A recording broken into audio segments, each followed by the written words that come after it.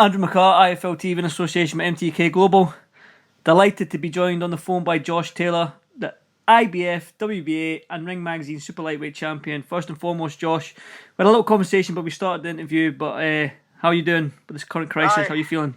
Not bad, mate. Pretty bored. I'm bored at my tits, to be honest. Not too much at all, mate. Just I'm actually still lying on my bed because I'm so bored today. It's Sunday today, so lying about doing literally nothing. So I'm pretty bored today. But I'm going to get up and take the dog out a walk, and sort of get out of the house for a couple of hours because I'm climbing the walls, not being able to do much. What about yourself? Pretty much the same as you, Joshy boy. I'm lying on my bed as well just now.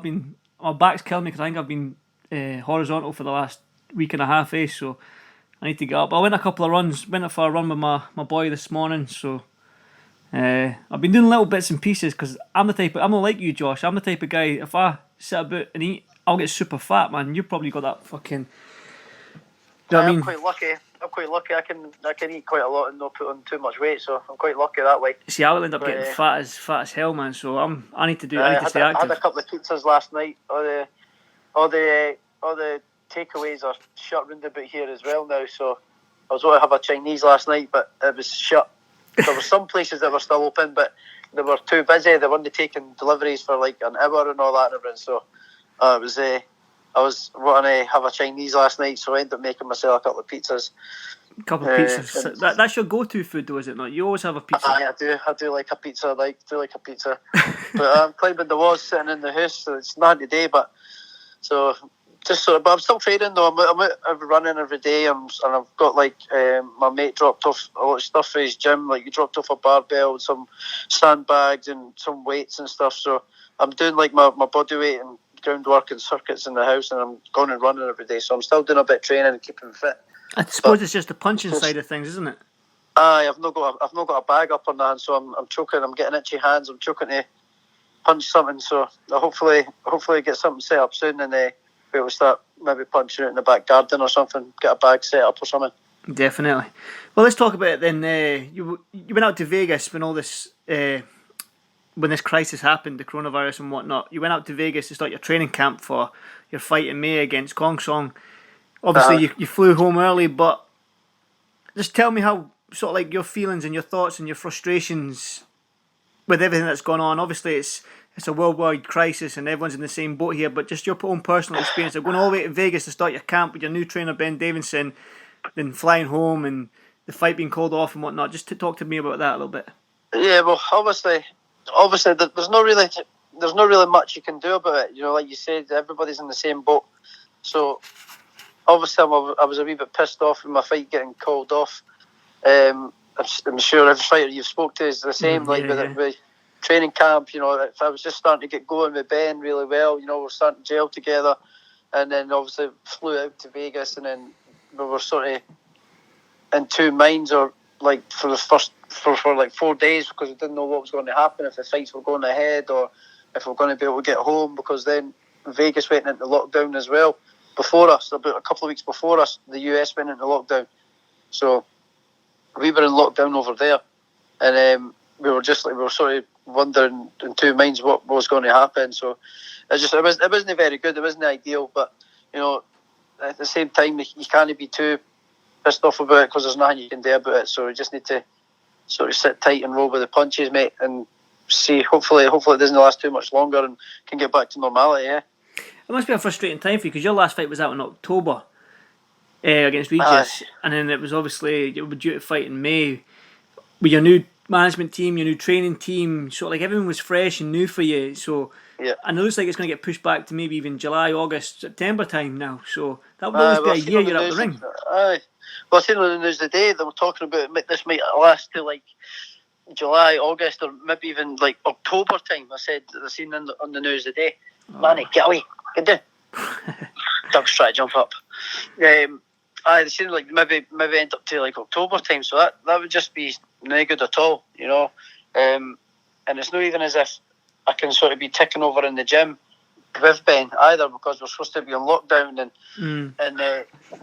you know, and sort of not been making any contact, social distances and all that. So it's not as if like I'm getting more time to click and in jail with Ben because I'm no. Do you know what I mean? We're not like in the gyms or anything like that. So it's a bit of a nightmare, to be honest. But there's not much you can do, Andy. So it's just got to sit tight. Exactly, mate. Exactly. Well, I want to talk about Ben a little bit because I've seen some of your Instagram posts with him on the pads, and there's been some videos on social media of you and him. You've been with Ben for like maybe a few weeks now. You've done little training sessions here and there. I mean, how much have you clicked with Ben, and have you learned anything new? Because Ben's obviously a young coach. He's had Tyson Fury and Billy Joe Saunders, and obviously now yourself and stuff like that. But how much just talk to me a little bit about Ben and how much you've clicked with him so far. And have you learned anything new, I suppose, as well? Yeah, of course. Yeah, I'm learning new things all the time. It's funny because obviously before I was with Shane and stuff like that, and we knew my strong points, my weak points, and we knew how we each other like sort of ticked. How we worked. We just rolled it off. And I thought obviously that like I've not got much else to learn. I'm doing everything. I'm doing much like everything perfect. We're doing everything perfect near enough. Like.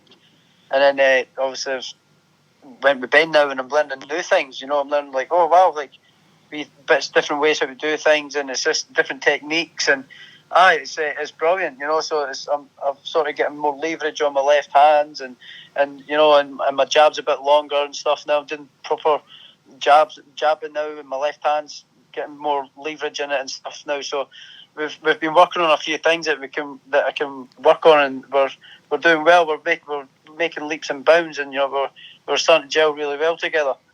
So it's just a shame that I've not been able to put what I've been learning in practice. So I'm going to have to wait a wee bit longer, and I don't think I'm going to see Ben for the foreseeable, to be honest, because I'm going to be up here and we're going to be in lockdown and stuff all this. So I'm not going to be able to sort of pick up where we're getting left off. We're going to be starting again really when we get back to it eventually, so it's not so good.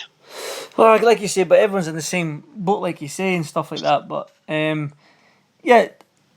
what was going to be the situation, because obviously you and Billy Joe were going to fight on the same night, obviously you in Glasgow and Billy over in Vegas, so what was going to be your corner situation in Glasgow with Ben obviously being in Vegas? What I was going to do is, you obviously know Terry's a big part of me and a big part of my camp and my boxing as well. So he's been Terry McCormack, for people that don't know, he's your old amateur coach, yeah. Terry McCormack is he's been there since I was like 17-year-old, so and he's been to every single one of my fights, and we used the gym on fight weeks and stuff like that. When we come up the road, I always used Terry's gym, and he was always with me at my fights as well. So what I was going to do is I was going to finish my training with Ben, bring Terry down obviously a few weeks beforehand, obviously what we're working on, sparring, finish the gym, finish the camp with Terry, and use Terry in the corner, so that's what was going to happen, so I wasn't too bothered about getting to use Ben right away, obviously it wasn't ideal because it was my new coach and he's going to be there for my first fight, but I wasn't too bothered because I know I can trust Terry, I trust Terry with my life, so I was comfortable with using Terry. Well, I want to talk about Terry then. Obviously, for people that don't know, Terry McCormack's got the gym at Loch End boxing gym in Edinburgh here. Like when you walked into the gym at 16, 17 years old, whatever it was 16, wasn't it? I was 17, 17, yeah. Because people don't know that you used to do taekwondo before you turned into a boxer, didn't you? Yeah. Black belt. A black belt? Black belt, I see. Black belt. That's what the tattoo is on my ribs. It says taekwondo. Oh, does it? So you only got another one saying boxing on the other side? I maybe got a set of boxing gloves, one of the typical boxing gloves, Nah, not getting them.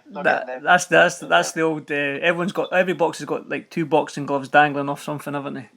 Aye, so no, just I'm going to get another tattoo. I think I might get a sleeve or something, but I'll maybe wait till I finish the boxing and get on the weights and get a bit bigger because my arms are too skinny. Exactly. I want to talk about Billy Joe as well. I mean, what's it like having him as a stablemate now? I mean, you're both southpaws, you're both slick fighters, but is he learning stuff of you, and are you learning stuff of him, and sort of things like that? Oh, I think we'll both be learning off each other. I used to watch a lot of him anyway. I was always a big fan of Billy Joe. because it's sort of similar kind of style, southpaw, fast hands and fast feet, and punches a combination. So I used to watch him quite a lot with his timing and stuff like that. So, but being there beside him and watching him on the pads and watching him on the bags, how he does things, it's good. Obviously, learning wee bits and bobs, and I think he would probably learn the wee bits and bobs off of me as well. Maybe some things that I do.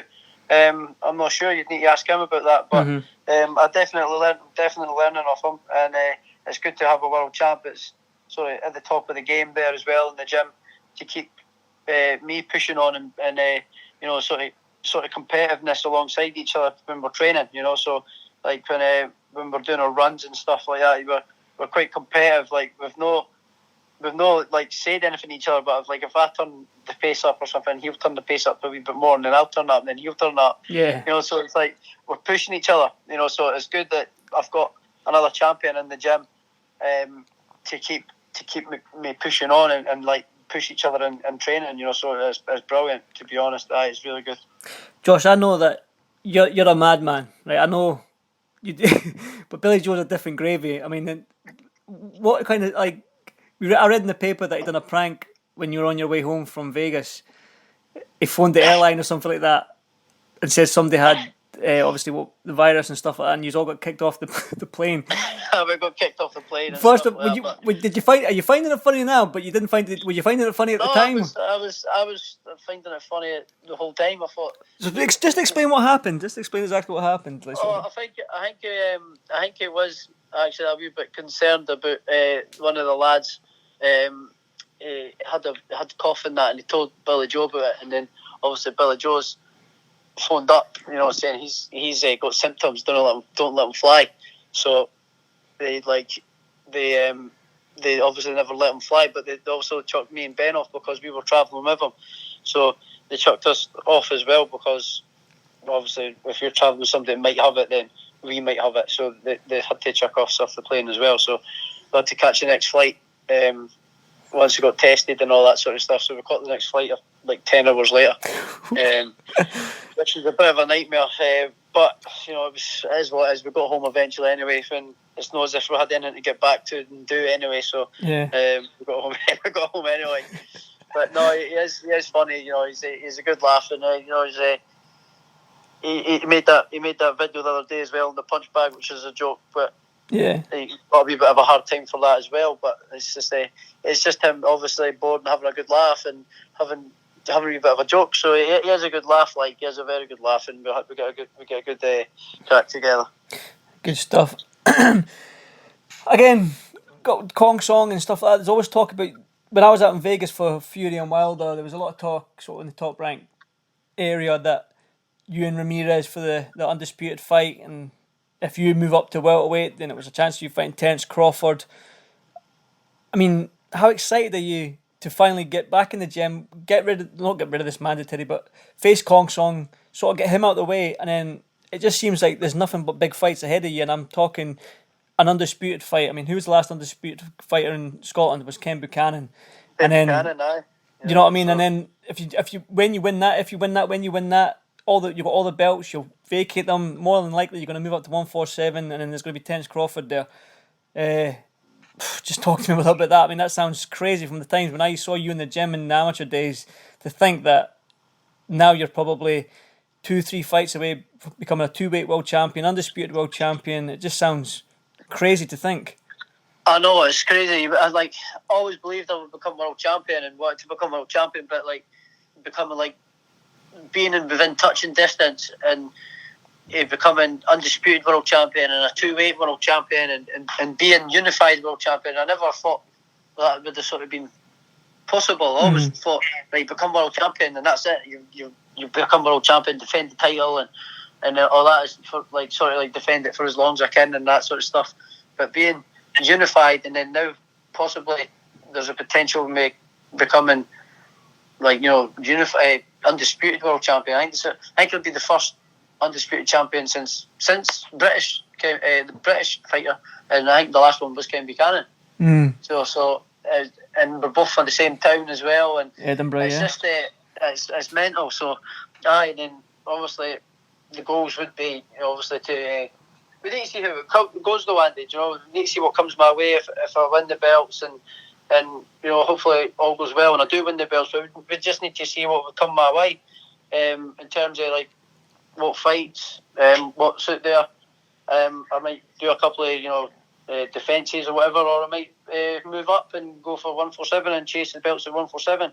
But even non-title fights at 147, Andy, they're all massive fights. Exactly, yeah. Because all the names are up there, and it's just like non-title fights up at 147 is they're all massive fights up at that division. So it's exciting times ahead. Like, and I just want to get this Corona shit out of the way, and I want to get back to the gym and get back to normality. You know, I'm pulling my hair out, looking at four walls all the time. You know, it's shite. So we just want to get back to normality now. I know, but you're the type of guy that rides motorbikes and does crazy stuff like that. So for the fact that you're stuck in a house, man, it must feel like you are pulling your hair out, man. You'll be as bald as me soon, mate. I was on the phone to the insurance the other day. I was going to insure my bike and get out in it, do a couple of runs on my bike, because that's self-isolating, isn't it? You're just yourself, you know. But just yourself on a bike, aye. Aye, but I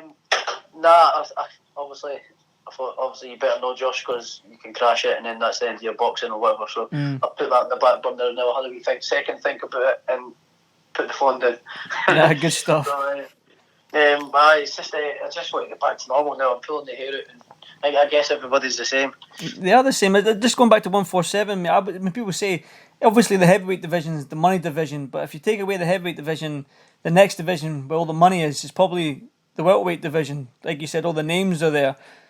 I mean, the fights when you go up to 147, that's life-changing money for you there, isn't it? Oh, I mean, like I just said, like even non-title fights, you've got names like you've got Thurman, you've got Sean Porter, you've got who else? You've got your idol, man. I mean, Pacquiao. I mean, that's the guy that Manny Pacquiao. You've got loads of fights up there that are just massive fights. You know, so hopefully all goes well. Well, I was going to say this year, but I'm not getting. I don't even think there's a possibility I might not even fight this year. But hopefully, when we get back to normality, all goes well. I become undisputed world champion.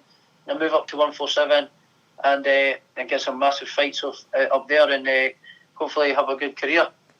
After this Kong Song fight in Glasgow, do you think we'll ever see you in Scotland again? I mean, all these big names, they're all in America, mate. So, do you think the majority of your career after Kong Song will be fought out in the States? Well, no, I don't know, because I've been told by my management and also Top Rank as well. Like, even if I do get the Ramirez fight, if he comes through Postal, it might be Postal again, you know. So, but if that fight comes off, there's I've got told that there might be a possibility it could happen in the UK as well. So it's no off the cards, you know. So some of these big fights could happen in Scotland, and I would want some of them to happen in Scotland as well, because I want to get that either the Easter Road fight or the Tynecastle fight, or I want to go up to the Castle. You know, I want to get that Castle fight, and I want to give the Scottish fans big fights. You know, so I would want some of these fights to be in Scotland, like. Definitely. Well, I'm going to be selfish and say that as well, to be honest. Like, I would love a big unified or undisputed fight, or a big huge welterweight name. Like, even an Adrian Broner, man. Imagine getting Adrian Broner over here for your first fight at 147. I mean, I know, it'd be class. I know. You know, just and obviously that's what I want as well. Obviously, I want to go to America and I would see my name in bright lights at MGM or Madison Square Garden. You know, obviously I want to do that as well. Every fighter dreams of that, but I also want to have big fights here in Scotland as well. Definitely. I want to get that Castle fight, man, in the Esplanade in the middle of the summer. You know, just before the tattoo or just after the tattoo, military tattoo would be class. See, the thing is, logistically that can happen because they do it with the tattoo every year on the Esplanade. Do you know what I mean? So it's kind of like if you just jump in, because they put the stands up in June, and the tattoo's not until like the 31st of July, beginning of August. Yeah. Do you know what I mean? So that would need to happen either just before it or after it. You know, so just after it, you know, it would be the perfect time. It'd be the perfect time to do it as well, because that's when we're most likely to get decent weather. No, in Scotland, mate. It'll rain. Well, that's what I'm saying. That's what I'm saying. Most likely to get decent Yeah, weather. that's true. Very small, short window. We ever get good weather. So, that'd be the perfect time to do it. You know, that's definitely a dream, and that not just for you, I think for Scottish boxing fans, especially Edinburgh boxing fans as well, going up to the castle to watch a boxing fight, man, that'd be absolutely amazing. Well, Josh, I've had you for 20 minutes, mate. I probably killed some of your boredom, I hope. So have you just got one final thing to say to like your fans and people going through this crisis at the moment and stuff like that?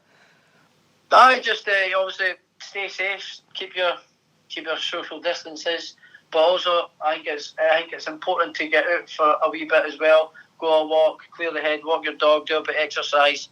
Because I think if you do just stay inside all the time, you will definitely break down mentally eventually. But you've definitely got to get out a little bit. You know, even if it's by yourself, you know, or your partner or whoever, just get out for an hour or so for a bit of exercise, a bit of fresh air, and get back in and just stay safe and stick to the guidelines, and we'll get through it. We'll get there eventually. And as always, thank you for the support, and hopefully we get back on the road soon. Definitely, I echo that as well, Josh. Right, my man, like I said, I've had you for 20 minutes, and I appreciate your time as always, mate. It's the first time I've done a phone interview with you. It's kind of weird, like, but it's all good. It needs must and all that. But like I said, thanks very much, Josh. I appreciate that, and go and do some exercise, mate. Stay fit. Cheers, Cheers, my man. Cheers, Josh, your boy. Cheers. Cheers.